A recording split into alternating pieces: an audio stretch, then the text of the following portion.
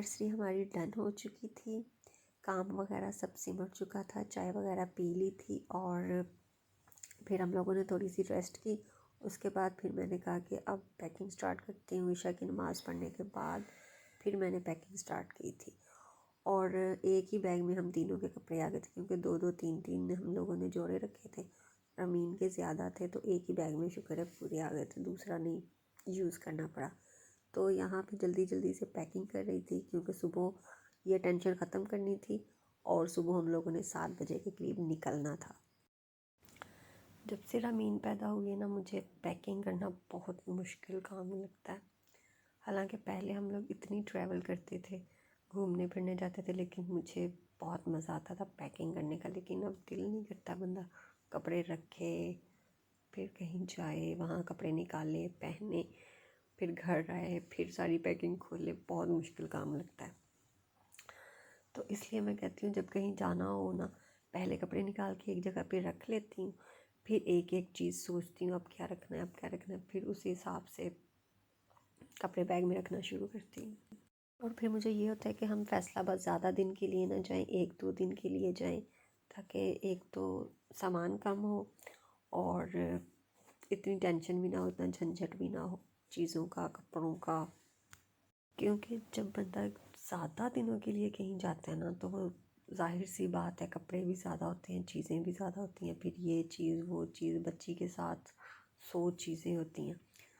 तो और जब बंदा अपनी गाड़ी में जाता है फिर थोड़ा सा सुकून होता है, ये नहीं होता है कि अब बस चेंज करनी है, वैगन चेंज करनी है, ये चीज़ इधर करनी थी उधर करनी थी। अपनी गाड़ी में एक दफ़ा चीज़ रख लें और घर पे जाएँ, निकालें ना निकालें वहीं पे पड़ी रहे, ये ज़रा आसानी होती है अपनी गाड़ी में।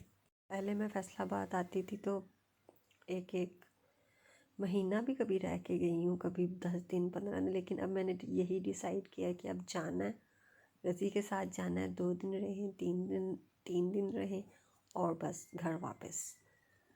क्योंकि दादा दादी भी पीछे अकेले होते हैं, वो रमीन के बगैर रहते नहीं हैं, उनका दिल भी नहीं लगता है। तो इसलिए अब हम 2-2 3-3 दिन ही रहते हैं, ज़्यादा नहीं रह सकते।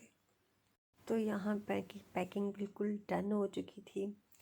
जो दूसरी छोटी मोटी चीज़ें थी वो मैंने दूसरे बैग में रखी थी। वो दूसरा हैंड बैग है, ज़्यादा इतना बड़ा नहीं है, छोटा सा, बिल्कुल छोटा सा। उसमें खाने की चीज़ें, पाउडर, लोशन, दवाइयाँ जो भी मतलब चीज़ें होती हैं वो मैंने उस बैग में रखती थी। और ये बैग उठा के हमने अभी गाड़ी में रख देना था, ताकि सुबह ना कोई प्रॉब्लम हो। क्योंकि एक दफ़ा सामान गाड़ी में रख दिया जाए ना, फिर बंदा ज़रा रिलैक्स हो जाता है कि गाड़ी में सामान जा चुका है। फिर सुबह बंदा तैयार श्यार होता है, नाश्ता वगैरह करता है, काका उठाता है, गाड़ी में बैठता है और निकल जाता है। और अमीन को ऐसे हम सोए पड़े उठा के ले गए थे, कपड़े वगैरह चेंज नहीं किए थे, वही नाइट ड्रेस में थी, तो वो पिंडी जाके हमने चेंज करने थे।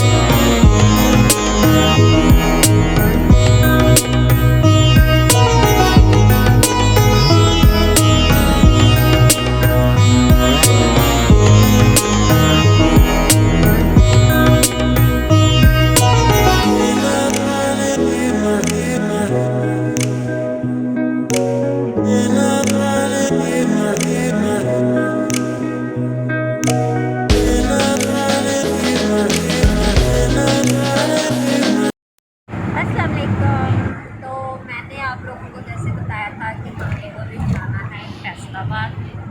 तो आज हम लोग जा रहे हैं फैसलाबाद और सबसे पहले सुबह हम निकले थे 7 बजे और फिर हम लोग गए हैं पिंडी भाई के घर पे। वहाँ से मेरे हस्बैंड गए ऑफिस से वापस जब आए हैं 3 बजे हम लोग फिर निकले हैं फैसलाबाद के लिए, और 3 घंटे से हम लोग मोटरवे पे हैं, और अल्लाह अल्लाह करके मोटरवे का जो रास्ता है वो बस ख़त्म होने वाला है, फैसलाबाद आने वाला है। तो मैंने सोचा मैं थोड़ा सा बोल चाल तो फिर हम लोग पहुंच जाएंगे फैसलाबाद। ट्रेन से ख़त्म हो जाए, इतना लंबा रास्ता है, मतलब वैसे ही तंग पड़ जाता है और थक टूट जाता है, और जिसने ड्राइव करनी होती है उसका क्या हाल होता हो। मैं और अमीन तो समझे लेट के आए, नींद करके आई है अमीन, और मैंने भी थोड़ी बहुत नींद कर दी थी। तो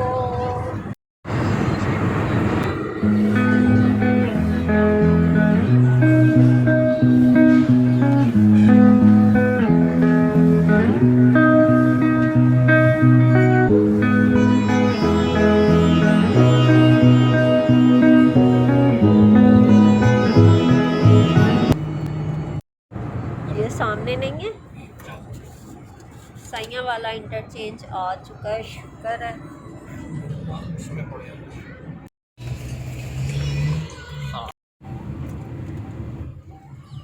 बस यहाँ से फैसलाबाद बहुत करीब है, इसलिए हम लोग साइया वाला से आए हैं। साइया वाला ही नाम है ना। अब यहाँ से कितने मिनट का रास्ता है? 1.5 घंटे लिखती हूँ। पहले कभी आए हो इधर से?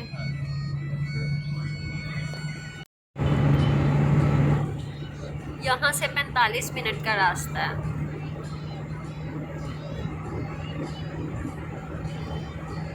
ये भी रोड अच्छी है, फैसलाबाद समुद्री चक झुमरा।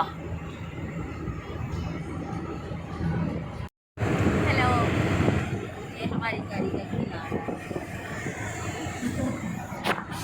खाने को हम लोग घर से लेके आए थे केक, जो कल का थोड़ा सा बचा हुआ था, और चाट भी ले आए थे, और शामी कबाब ले आए थे, बर्गर ले आए थे, और गाड़ी में बैठ के मैंने बर्गर बनाया, और जिस तरह से बनाया है वो मुझे पता, लेकिन खाया बड़े मज़े से है।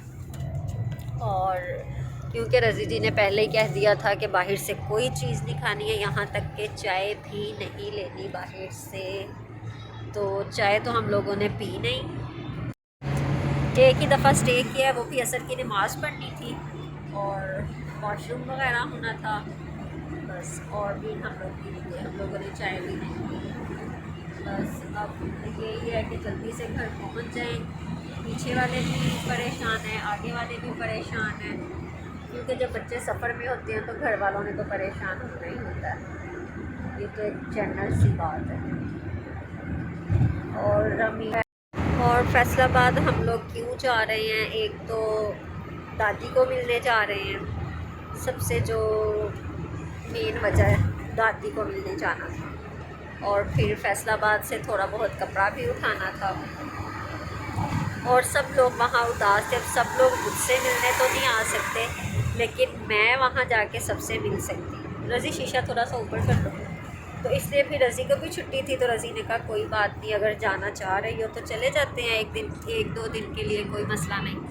क्योंकि रज़ी की छुट्टी जो होती है बड़ी मुश्किल से आती है, पूरे 1 साल बाद हमें कोई 5-6 छुट्टियाँ मिली थी। बहुत कुछ तो घर पे कामों में गुजर गई और फैसलाबाद में गुजारेंगे, और अभी अंकल का भी फ़ोन आ रहा है और पापा जी का भी फ़ोन आ रहा है, तो मैं उनसे बात कर लेती हूँ। क्यों? इधर ज़रा मुँह करे अपना। किसके पास जाना है? काश मामू पास जाना है, ठीक है। और किसके पास जाना है? हाका पास जाना है। और दानी मामू पास जाना है? क्यों? हैं? मामू आपसे प्यार करते हैं? क्यों नहीं करते? इतना तो प्यार करते हैं, इतना प्यार करते हैं। आप काश मामू से मिली हो? तो फिर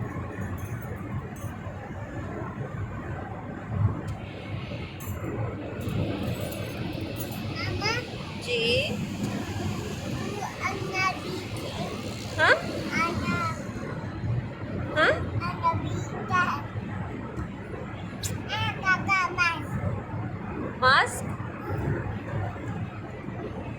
वो देखे जिया, जिया,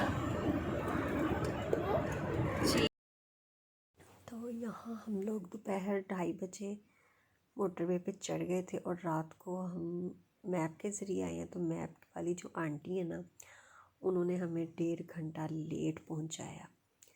तो खैरियत से हम लोग घर तो पहुंच गए, अल्लाह का शुक्र है, लेकिन लेट बहुत पहुंचे थे। हम तकरीबन 8:30 के करीब घर पहुंचे हैं।